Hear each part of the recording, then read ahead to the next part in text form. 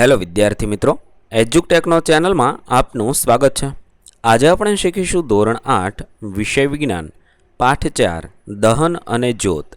પાઠ 4ના સ્વાધ્યાયના પ્રશ્નોના જવાબની અહીં આપણે સમજ મેળવીશું। તો ચાલો શીખીએ પાઠ 4 દહન અને જ્યોત।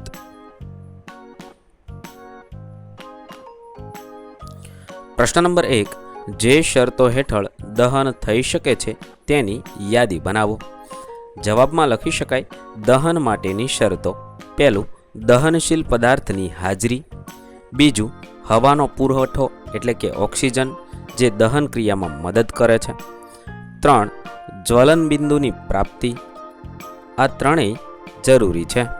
પ્રશ્ન નંબર 2, ખાલી જગ્યા પૂરો। 1, લાકડું અને કોલસાની દહનથી હવા ખાલી જગ્યા થાય છે તો પ્રદૂષિત થાય છે। 2, ખાલી જગ્યા એ ઘરમાં વપરાતું એક પ્રવાહી બળતણ છે તો કેરોસીન। 3, બળતણ સળગે તે પહેલાં તેને તેના ખાલી જગ્યા સુધી ગરમ કરવું અનિવાર્ય છે તો જ્વલન બિંદુ સુધી ગરમ કરવું જોઈએ। 4, તેલથી લાગેલી આગને ખાલી જગ્યા વડે નિયંત્રિત કરી શકાય છે, પાણી વડે નિયંત્રિત કરી શકાય છે। પ્રશ્ન નંબર 3, વાહનોમાં સીએનજી વાપરવાથી કઈ રીતે આપણા શહેરોમાં પ્રદૂષણમાં ઘટાડો થયો છે તે સમજાવો। વાહનોમાં સીએનજી વાપરવાથી થતા પ્રદૂષણમાં ઘટાડાના કારણોમાં પહેલું, સીએનજીનું દહન સંપૂર્ણ થાય છે। 2, તે દહન દરમિયાન પ્રદૂષિત વાયુ નહિવત ઉત્પન્ન કરે છે। 3, તેના દહન બાદ કોઈ અવશેષ બાકી રહેતો નથી। 4, સીએનજી એ સ્વચ્છ બળતણ છે એટલા માટે વધારે વપરાય છે।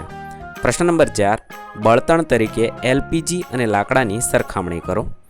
એલપીજીમાં લખી શકાય તે વાયુરૂપી બળતણ છે, લાકડું ઘન બળતણ છે।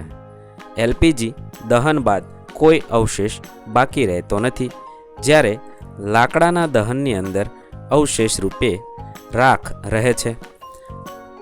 એલપીજીમાં તેના દહન દરમિયાન ધુમાડો ઉત્પન્ન થતો નથી, લાકડામાં તેના દહન દરમિયાન ધુમાડો ઉત્પન્ન થાય છે। તેનું દહન સહેલાઈથી થાય છે, તેનું દહન ઘણીવાર વાર લાગે છે। તેનું જ્વલન બિંદુ નીચું છે, લાકડાનું જ્વલન બિંદુ ઊંચું છે। એલપીજીનું જ્વલન બિંદુમાં દહન નહિવત પ્રદૂષણ ઉત્પન્ન કરે છે, તેનું દહન વધારે પ્રદૂષણ ઉત્પન્ન કરે છે। તેનું કેલરી મૂલ્ય લાકડાના કેલરી મૂલ્ય કરતાં વધારે છે, તેનું કેલરી મૂલ્ય એલપીજીના કેલરી મૂલ્ય કરતાં ઓછું છે। ત્યારબાદ પ્રશ્ન નંબર 5, કારણ આપો। 1, વિદ્યુતના ઉપકરણો સાથે સંકળાયેલી આગને નિયંત્રિત કરવા પાણી વપરાતું નથી। પહેલું, પાણી વિદ્યુતનું વહન કરે છે। બીજું, પાણી વિદ્યુતના સંપર્કમાં આવતા આગ ઓલવનાર વ્યક્તિના શરીરમાં વિદ્યુત પ્રવાહ દાખલ થવાથી વીજળીનો આંચકો લાગે છે। આ કારણે વિદ્યુતના સાધનો સાથે સંકળાયેલી આગને નિયંત્રિત કરવા પાણી વપરાતું નથી। 2, લાકડા કરતાં એલપીજી એ ઘર વપરાશનું વધુ સારું બળતણ છે, કારણ કે લાકડા કરતાં એલપીજીનું કેલરી મૂલ્ય ઘણું વધારે છે। લાકડાના દહન દરમિયાન ધુમાડો અને પ્રદૂષણકારક વાયુ ઉત્પન્ન થાય છે, જ્યારે એલપીજીના દહન દરમિયાન ધુમાડો ઉત્પન્ન થતો નથી અને પ્રદૂષણકારક વાયુ નહિવત ઉત્પન્ન થાય છે। 3, લાકડાના દહનનું નિયંત્રણ કરી શકાતું નથી, જ્યારે એલપીજીના દહનનું નિયંત્રણ કરી શકાય છે। લાકડાનું જ્વલન બિંદુ એલપીજીના જ્વલન બિંદુ કરતાં ઊંચું હોવાથી તેનું દહન થતાં ઘણો સમય લાગે છે। આ કારણે લાકડા કરતાં એલપીજી એ ઘર વપરાશનું વધુ સારું બળતણ છે। 3, કાગળ પોતે સરળતાથી આગ પકડી લે છે, પરંતુ એલ્યુમિનિયમ પાઇપ ફરતે વીંટાળેલો કાગળનો ટુકડો જલ્દીથી સળગતો નથી। સમજાવો। લાકડાનું જ્વલન બિંદુ નીચું હોવાથી કાગળ સરળતાથી આગ પકડી લે છે। એલ્યુમિનિયમના પાઇપ ફરતે વીંટાળેલો કાગળનો ટુકડો જલ્દીથી સળગતો નથી, કારણ કે એલ્યુમિનિયમ સારું ઉષ્માવાહક હોવાથી કાગળને મળતી ગરમી શોષી લે છે અને કાગળ તેના જ્વલન બિંદુ સુધી પહોંચી શકતો નથી। આ કારણે કાગળનો ટુકડો જલ્દીથી સળગતો નથી। પ્રશ્ન નંબર 6, મીણબત્તીની જ્યોતની નામ નિર્દેશવાળી આકૃતિ। આ રીતે તમે તેની નામ નિર્દેશવાળી આકૃતિ દોરી શકો છો। સૌથી ગરમ ભાગ, મધ્ય ભાગ, સૌથી ઓછું ગરમ, સંપૂર્ણ દહનવાળો સૌથી બહારનો વિસ્તાર, અપૂર્ણ દહનવાળો મધ્ય વિસ્તાર અને ન દહન થયેલા મીણની વરાળવાળો સૌથી અંદરનો કાળો વિસ્તાર અને મીણબત્તી। આ રીતે તમે 3 વિભાગ તેની જ્યોતના પાડી શકો છો।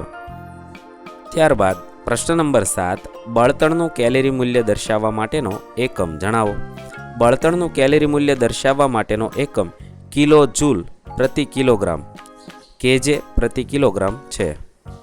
ત્યાર પછી પ્રશ્ન નંબર 8, CO2 કઈ રીતે આગને નિયંત્રિત કરવા માટે વપરાય છે તે સમજાવો. CO2 વાયુ ઓક્સિજન કરતાં ભારે હોવાને કારણે આગની આજુબાજુ જમા થઈ આગને ધાબળાની માફક લપેટે છે. બળતણ અને ઓક્સિજન વચ્ચેનો સંપર્ક કપાઈ જાય છે અને આગ નિયંત્રણમાં આવે છે. આમ CO2 અગ્નિશામક હોવાથી તે આગને નિયંત્રિત કરવા માટે વપરાય છે. પ્રશ્ન નંબર 9, લીલા પાંદડાના ઢગલાને સળગાવવો અઘરો છે, પરંતુ સૂકા પાંદડા સરળતાથી આગ પકડી લે છે. સમજાવો.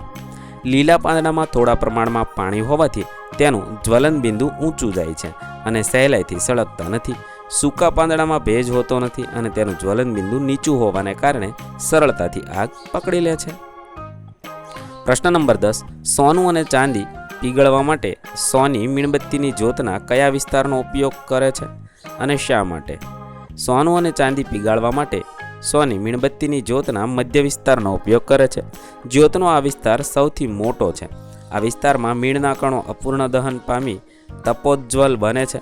સોની ફૂંકણી મારફતે આ જ્યોતના વિસ્તારને સોના અને ચાંદી પર નાખતા ફૂંકણી મારફતે મળતી હવાથી મીણના કણો સંપૂર્ણ દહન પામી પુષ્કળ ગરમી ઉત્પન્ન કરે છે, જે સોના અને ચાંદીને પીગાળે છે. પ્રશ્ન નંબર 11, એક પ્રયોગમાં 4.5 કિલોગ્રામ બળતણનું સંપૂર્ણ દહન કરવામાં આવ્યું.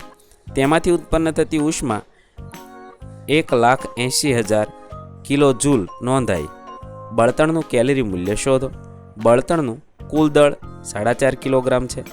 ઉત્પન્ન થયેલી ઉષ્મા 1,80,000 કિલો જૂલ છે. તો આ રીતે તમે તેનું સૂત્ર મૂકી જવાબ લખી શકો છો. બળતણનું કેલરી મૂલ્ય બરાબર ઉત્પન્ન થયેલી ઉષ્મા બળતણનું કુલ દળ. ગણતરી કરશો, જવાબ મળશે 40,000 કિલો જૂલ પ્રતિ કેજી. આ તેનું કેલરી મૂલ્ય થશે. બળતણનું કેલરી મૂલ્ય આ છે. પ્રશ્ન નંબર 12, શું કાટ લાગવાની ક્રિયાને દહન કહી શકાય? ચર્ચા કરો. કાટ લાગવાની ક્રિયાને દહન કહી શકાય નહીં, કારણ કે કાટ લાગવાની ક્રિયા દરમિયાન ગરમી અને પ્રકાશ ઉત્પન્ન થતા નથી. દહન પ્રક્રિયામાં ગરમી અને પ્રકાશ બંને ઉત્પન્ન થાય છે. પ્રશ્ન નંબર 13, આબિદા અને રમેશ એક પ્રયોગ કરી રહ્યા હતા, જેમાં પાણીને બીકરમાં ગરમ કરવાનું હતું. આબિદાએ બીકરને વાટની નજીક મીણબત્તીની જ્યોતના પીળા ભાગમાં રાખ્યું. રમેશે બીકરની જ્યોતને સૌથી બહારના ભાગમાં રાખ્યું. કોનું પાણી ઓછા સમયમાં ગરમ થઈ જશે? રમેશે ગરમ કરવા રાખેલું પાણી ઓછા સમયમાં ગરમ થઈ જશે, કારણ કે તે બીકરને જ્યોતના સૌથી બહારના ગરમ વિસ્તારમાં રાખ્યું હતું. વિદ્યાર્થી મિત્રો, આપેલા વિડીયોની જો તમારે પીડીએફની જરૂર હોય તો તમે આપણી એપ્લિકેશન સ્માર્ટ સાથી પરથી મેળવી શકશો. વિદ્યાર્થી મિત્રો, આપણી એપ્લિકેશન સ્માર્ટ સાથી પ્લે સ્ટોરમાં આવી ગઈ છે, જેની અંદર તમે બધા વિભાગ જોઈ શકો છો. તેની અંદર વિવિધ ધોરણ છે. ધોરણ ઉપર ક્લિક કરતાં વિવિધ વિષય ખુલશે. વિષય ઉપર ક્લિક કરતાં તેની અંદર આવતા પાઠ ખુલશે. તેની અંદરથી તમે પાઠ્યપુસ્તક પણ ડાઉનલોડ કરી શકો છો.